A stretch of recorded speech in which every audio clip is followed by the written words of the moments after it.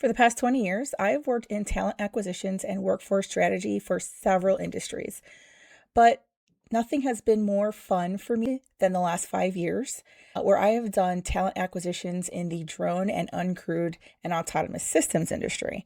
And in that time, I have spoken with hundreds of professionals and gained some of the most valuable insights in the business.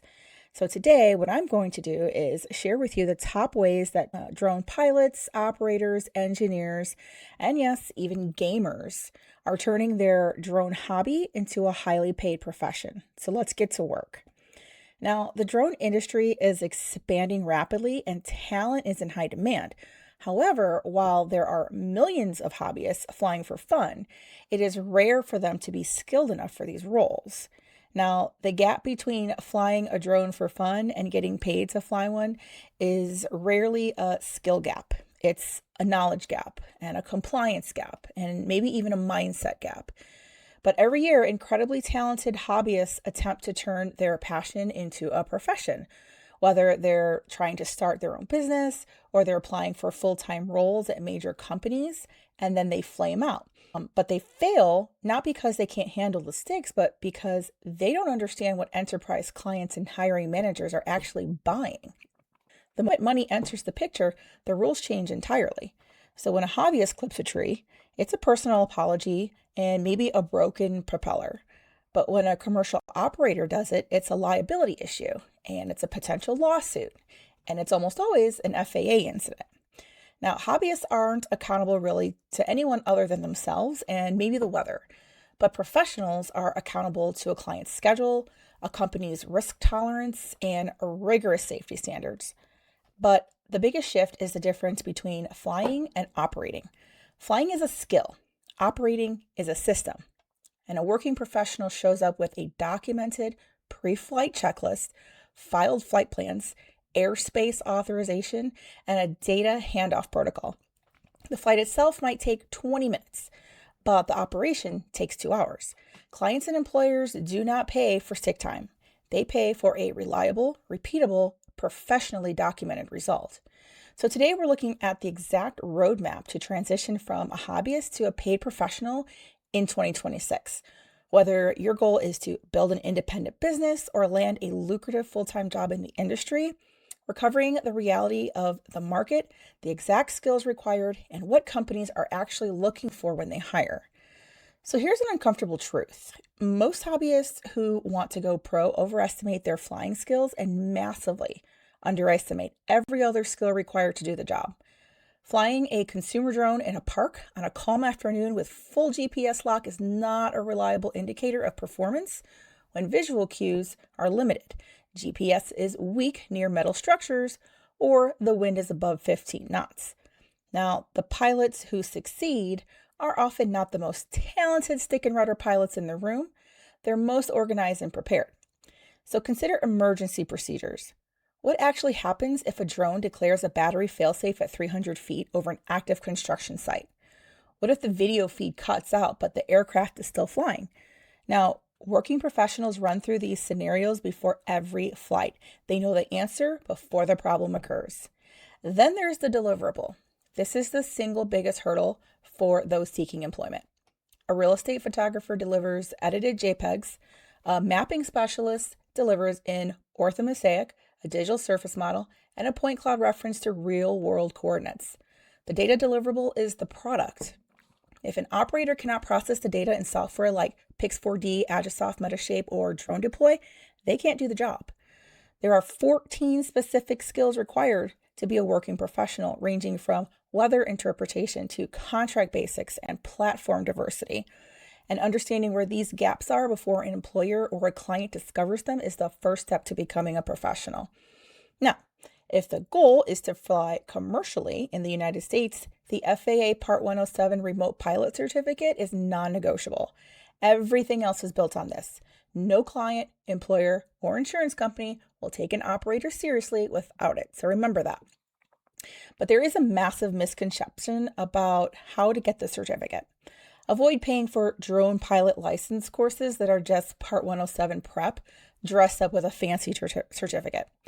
The FAA issues the only commercial drone credential that matters, and getting it costs $175 in test fees, not $1,500 in course fees. Quality prep courses exist for $50 to $200, and that is the right price range. The exam itself covers 9 topic areas. The sections that trip up the most candidates are airspace classification, sectional chart reading, and weather interpretation. These require actual study, not just aviation intuition. But what about other certificates and other certifications? Are they actually worth the money? So a thermography certification from the Infrared Training Center is one of the highest ROI credentials available. For inspection roles, adding a verifiable thermography credential has been documented to add $15,000 to $30,000 to annual earning potential. Now, platform-specific certifications like those from Skydio or Drone Deploy are also highly valuable because enterprise clients increasingly specify platform experience in their vendor requirements. However, it is crucial to note that military UAS experience earns 0 Part 107 credit. And an operator with 2,000 hours on a military platform sits the exact same knowledge test as a hobbyist who's been flying for 6 months. The experience provides a massive critical advantage, but the certification process remains identical. Now, the drone industry is actually 4 adjacent industries. It's aerial, ground, maritime, and space, but focusing on just aerial for now, where are the actual jobs and where's the real money in 2026? So let's start by debunking the hype. Consumer cinematography at the entry level is saturated. Every suburban market has a dozen hobbyists with Part 107 certificates undercutting rates. Basic real estate aerial photography is similar.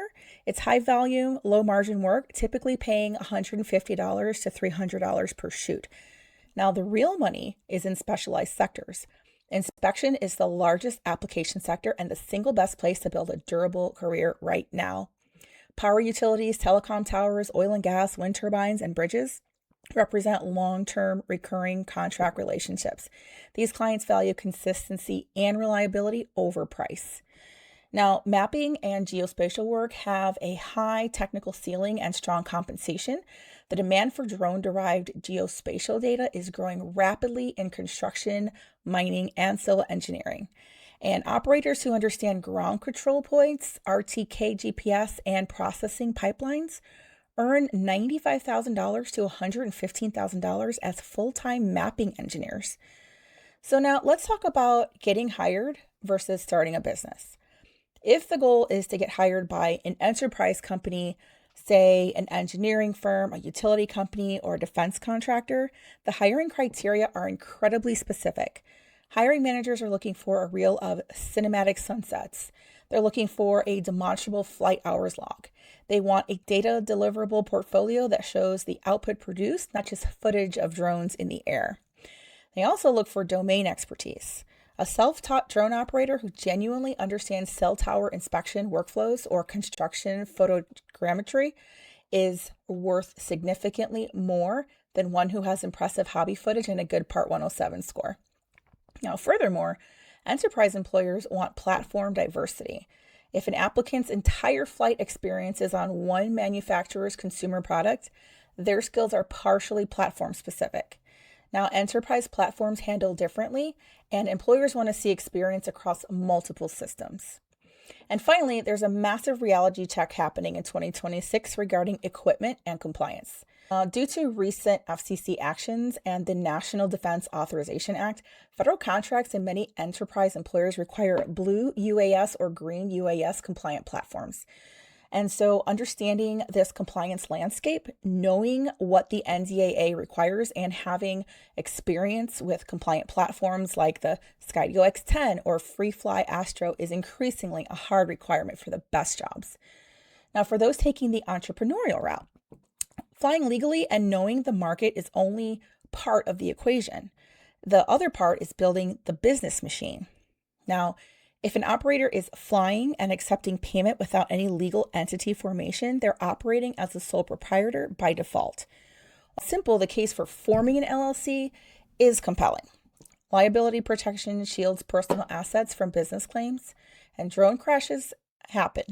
And an LLC filing fee is cheap compared to the personal asset exposure. Furthermore, enterprise clients and utilities increasingly want contract with a legal entity, not an individual. Insurance is another non-negotiable. A minimum $1 million general liability policy is standard, but utility and energy clients typically require $2 million to $5 million per occurrence. They will ask for a certificate of insurance, naming them as additional insured anyone sets foot on site. Providers like Skywatch offer flexible per hour or monthly plans, while traditional brokers offer comprehensive annual policy. Finally, every commercial job has to be covered by a written agreement. Even a simple service agreement covering scope, deliverables, payment terms, and weather hold policies protects the business from disputes. And one disputed job without a contract can cost more than an entire first year's revenue. So, transitioning from a hobbyist to a professional requires a structured approach. It's about laying the legal foundation in month 1, building demonstrable capability and portfolio in month 2, and then executing targeted outreach to secure revenue in month 3.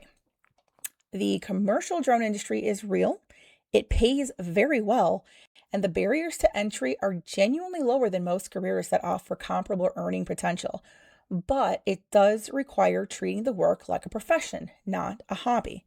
It requires understanding the regulations, mastering the data workflow, targeting the right sectors, and building a compliant, insured business, or presenting yourself as a highly capable asset to a hiring manager. Now, if you're serious about making this transition, understanding the landscape we just covered is the crucial first step. The second step is execution. To help bridge that gap, a comprehensive field guide has been developed. I developed this from all these experience of working with these professionals. It's called From Hobbyist to Pro, your field guide to a career in uncrewed systems. It does not just expand on the industry realities discussed today. It provides the exact implementation tools needed to build the business or land the job. The guide includes an interactive 14-point skills and gaps self-assessment to identify operational blind spots, a detailed Part 107 study tracker, and a framework for mapping career paths and targeting specific employers. Most importantly, it features a complete 90-day transition spreadsheet. This capstone tool consolidates your skills gaps, certification timeline, equipment decisions, and revenue targets into a month-by-month actionable roadmap. It's the exact blueprint required to navigate the 2026 landscape safely and profitably. Now, for those ready to stop flying for free and for fun and start operating as a professional, the link to the field guide is in the description below. And for your workforce strategy and talent acquisition needs, book a free strategy call with me. That link is in the description below too. So the opportunity is there. Know your space, write a plan, execute, navigate safely, and we'll see you out there.